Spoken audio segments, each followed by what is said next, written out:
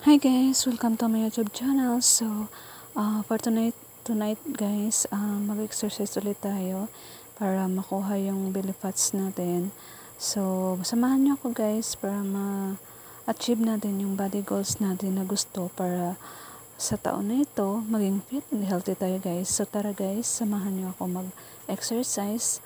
So, ayan lang guys. Una natin yung plank muna para sa ating tummy. Super effective ang exercise na ito guys para maging flat ang tummy natin at saka maging magka-abs din tayo guys sa ganyang exercise.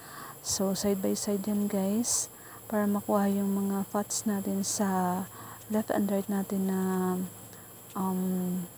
katawan or ano.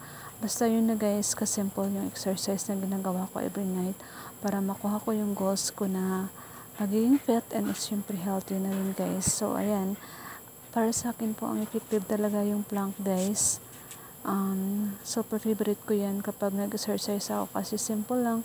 Oo nga, pero nakakangalay nga siya ng shoulder at saka paa. Pero worth it guys, sobrang effective siya na exercise para sa ating belly fats para unti-unti kukuha guys. At saka syempre guys, dapat kapag mag-exercise tayo, dapat samahan na rin natin ng healthy diet guys.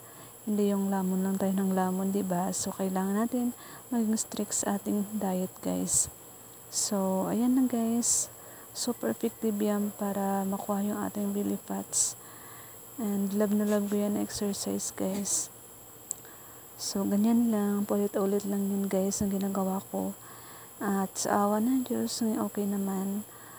Masakit lang yan sa braso pero achieve rin natin yan guys. So ayun lang guys. So after natin kakain tayo ng banana. Thank you guys for watching. Bye. God bless.